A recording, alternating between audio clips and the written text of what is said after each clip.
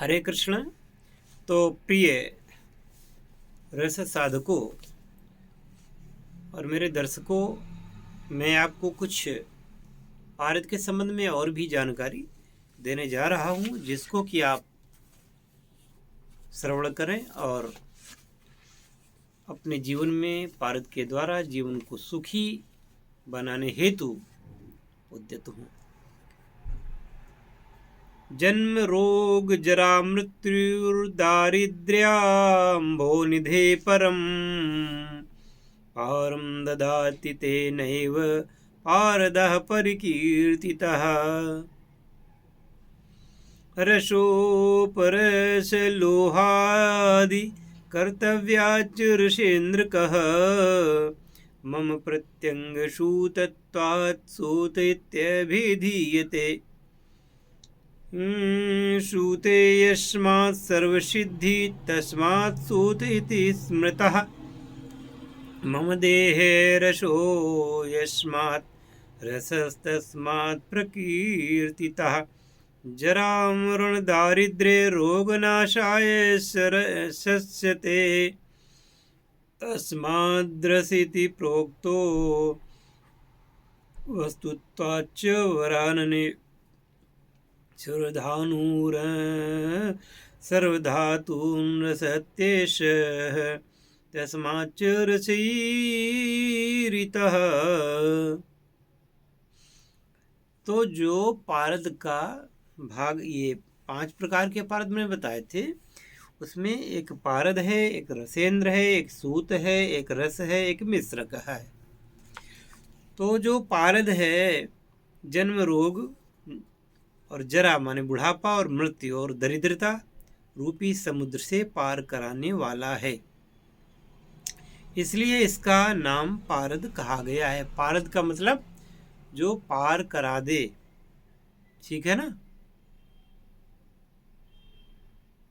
दूसरे प्रकार का पारद जो होता है उसको रसेंद्र कहते हैं। रस उपरस लोहा आदि को बनाने वाला है, इसलिए इसका नाम रसेंद्र कहा गया है।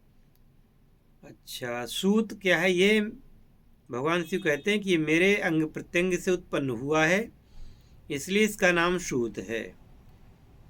सून प्रसवे है, सभी सिद्धियों का जन्म देता है, इसलिए इसका नाम सूत कहा गया है। रस, ये मेरे देह का रस है, इसलिए इसे रस कहा गया है। जरा मरण दरिद्रता और रोगों का नाश करने वाला है, इसे रस कहते हैं।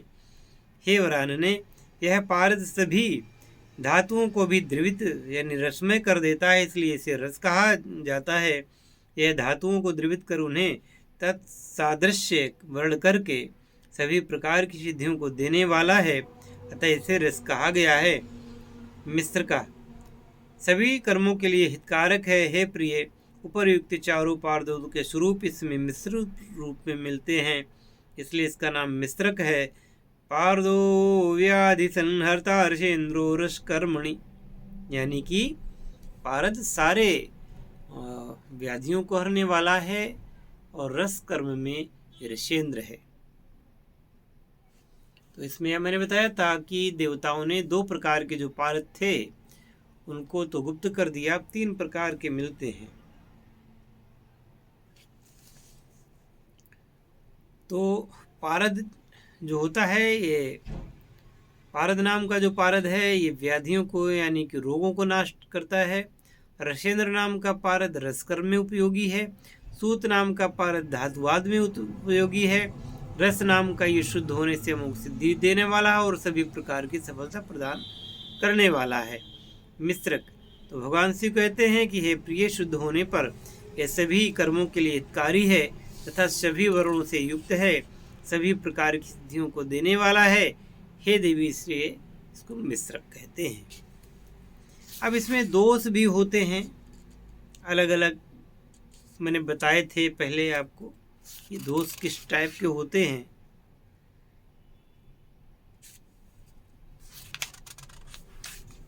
अब आपको मैं बताने जा रहा हूँ कि पारद शास्त्रों में क्या है कि एक कालिनी है। कालिनी किसे कहते हैं, चलो इसके बारे में भी बता देता हूँ। काकिन्य भावे तरुणी शुरूपान्यथा भवेत्, गंधकं गोघृतोपेतं निष्कं त्रिसप्तवासरं, प्रातर्दद्यातु सा नारी काकिनी सदृशा भवेत्। अब काकिनी के बारे में क्या है वर्णन।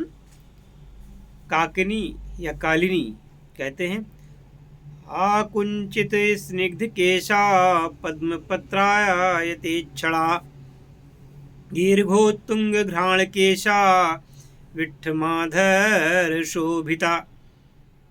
जिसके केस घुंघराले हों और चिकने हों, स्निग्ध माने चिकने, और कमल के पुष्प जैसी आँख हो जिसकी, नाक ऊंची हो और बड़ी हो, केस जिसके बड़े हों, प्रवाल यानी मूंगा जैसे उसके होष्ठ हों और अधर हों, और दाड़िम यानी अनार के बीज जैसे दंत पंक्ति हो। दाड़िमी बीज सदृशना कंबुग्रीवोन्नत स्तनी, शिरीषमाला मृदुल बाहुपाश विराजिता। तो शंख के जैसे जिसकी आवृत्त वाली गर्दन हो और जिसके स्तन बड़े बड़े हों, शीरीष पुष्प के जैसा कोमल बाहुपाश से सुशोभित हो, और यानी कि हार्ट यानी ब्रेस्ट जिसको कहते हैं, छाती। उसके बारे में क्या है कि स्थल संकीर्ण हो, नाभि गहरी हो और पुष्प सूक्ष्म हो, नहीं अंग सूक्ष्म हो, जिसकी आंखें हमेशा स्थिर चंचल हों, यानी उदर तल में रोम राजी हों, 3 वल्लियां हों, 3 लाइन्स एज फोल्ड एब्डोमिन, यानी कि पेट में 3 वल्लियां पड़ती हों, विशाल श्रोणी भाग हो। तो ये कहते हैं संकीर्णोर स्थला निम्न नाभि सूक्ष्म चलांग का, तलोदरी रोम राजी वल्ली त्रय विभूषिता, विशाल जघनोपेता रंभोरुषु भागा प्रिया, कादलोपमजंघा च पाटलांघ्रि सरोरुहा, सोड़ामल नखोपेता राजहंस गति शुभा, कलकोकिल निधानकल कंठादिमंजुला, पिप्पल छंद संकाश स्मर मंदिर मंडिता, युवती श्यामला स्निग्धा स्वरूपा शुभलक्षणा, चुंबन स्पर्श नाश्लेष रतिकर्म विचक्षणा, बहुले च पुष्पवती पक्षे च सा काकिनी स्मृता, स्वर्ण समुद्भूता ग्राह्या वाप्यन्यवर्णजा, रसकर्मणि दीक्षायां प्रयोगे च रसायने। अब इसमें आगे दिया है कि कदली के समान जिसकी जांघें हों और उरु प्रदेश से युक्त हो, सुंदर हो, प्रिय बोलने वाली हो, पाटला यानी गुलाब के पुष्प जैसा लाल चरणों वाली, जिसके नख लाल हों, राजहंस जैसा चलने वाली, देखने में शोभायमान हो, कोयल की जैसी जिसकी वाणी हो, जिसके नख यानी कि नाखून भी लाल हों, और राजहंस जैसा चलने वाली, देखने में शोभायमान हो, कोयल जैसा मधुर स्वर हो, कमल के पुष्प जैसे कोमल पैर वाली, अश्वत्थ पत्र सदृश योनि वाली युवती हो, श्यामा शीते सुखोष्ण सर्वांगी, ग्रीष्मे च सुख शीतला, तप्त कांचन वर्णाभा शास्त्री श्यामेति कथ्यते। तो इसको कहते हैं कालिनी या काकिनी, ऐसी सुंदर स्त्री है ना। तो सुंदर स्वरूप वाली हो, सुलक्षणा हो, चुंबन, स्पर्श, आलिंगन और रतिकर्म में विलक्षण हो, कृष्ण पक्ष में रजस्वला हो, उस स्त्री को काकिनी कहते हैं।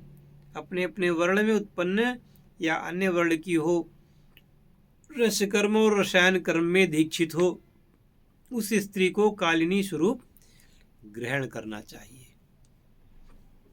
वो आप कहेंगे ये क्या लगा दिया बीच में? शास्त्र है, शास्त्र में लिखा है तो मैं सुना रहा हूँ। अभी इन्होंने कहा है कि कालिनी के अभाव में अगर कालिनी स्त्री ना मिले, क्योंकि इतनी सुंदर स्त्री हो, ये सब जो कुछ इसके वर्णन किया है, ये ना मिले तो फिर क्या होगा? तो कहा गया है कि अगर ना मिले तो कालिनी के अभाव में किसी भी सुंदरी एवं युवती स्त्री को 3 ग्राम शुद्ध गंधक का चूर्ण गाय के घी में मिलाकर प्रतिदिन प्रातः खिलाना चाहिए। ऐसे 21 दिन खिलाएं तो ऐसा करने से वो स्त्री कालिनी सदृश हो जाएगी। ठीक है। अब क्या है कि इस कालिनी की आवश्यकता क्या होती है? जब दीक्षा दी जाती है तो शिष्य और गुरु तो होते ही हैं, वहाँ पे काकिनी यानी कालिनी की आवश्यकता होती है। ये शास्त्र का विधान है, होना चाहिए अगर सिद्धि चाहते हैं तो।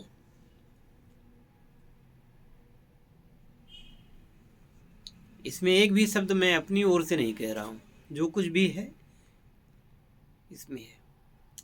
तो खैर, मिलते हैं अगले वीडियो में रस सिद्धि विषयक और भी लेकर के नई जानकारी आपको, और मेरी जैसी जानकारी आपको कोई देने वाला नहीं, देगा ही नहीं। बस वो कैसे कैसे वीडियो बनाते हैं वो आप जानिए, वो जाने आप जाने, मैं नहीं जानता। मैं तो शास्त्रों की पद्धति से सही सही बातें कहता हूँ, और जो मुझ पर विश्वास करेगा वो कभी धोखा नहीं उठाएगा। जय शिव शंकर, जय भोलेनाथ, हर हर महादेव।